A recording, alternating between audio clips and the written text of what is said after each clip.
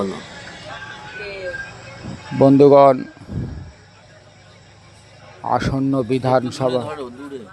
আসন্ন বিধানসভা নির্বাচনে বসিরহাট বিধানসভা কেন্দ্রে মমতা বন্দ্যোপাধ্যায়ের স্নেহাধন্য প্রার্থী সুরজিৎ মিত্র বাদলদাকে ঘাসফুল চিহ্নে ভোট দিয়ে বিপুল ভোটে জয়যুক্ত করুন। একটু দূরে নিয়ে জোরে জোরে বলো। ঘাসফুল চিহ্নে জয়যুক্ত করুন। তোমার দেখা যায়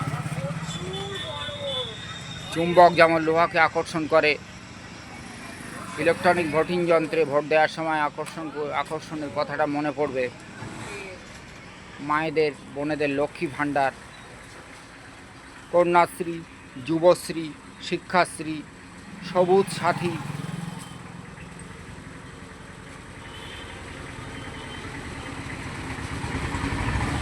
একটা কথায় বারবারই আমার মনে পড়ে বা বলতে চাই, আমি আপনি যদি বাদলদাকে ভোট নাও দেই তাতে কোনো যায় আসে না, কিন্তু বাদল মিত্র বসিরহাট থেকে ইলেক্টেড হবে। বাদলদা জেতার পরে একটা জিনিস বারবারই লক্ষ্য দেয়, আমরা সবাই মিলে ঝাঁপিয়ে পড়বো বাদলদার কাছে যেতে হবে। যে মহকুমা একটা হসপিটাল, সেই হসপিটালটা হেলায় ভেসে যাচ্ছে।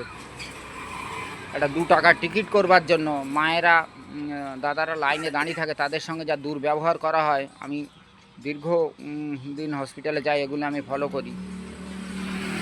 তুমি যদি হসপিটালটার দিকে একটু শুধু হসপিটাল নয়, আর ওয়ার্ডে যেমন গ্রামীণ ওয়ার্ডে যেমন স্বাস্থ্যকেন্দ্র যদি উনি একটু করে দেন প্রত্যেকটা 1 থেকে 22 পর্যন্ত, তাহলে খুব সুবিধা হয়। হুট করে একটা বাড়িতে বিপদ হলে সে কিন্তু হসপিটালে যাওয়ার জন্য একটা টোটো বা একটা ভ্যান ডাকতে সময় চলে যায়। সে রুগী আদৌ ফিরবে কিনা তার কাছে সেই পরিবারের কাছে একটা অনিশ্চয়তা হয়ে দাঁড়ায়। এই কথা বলে সবাইকে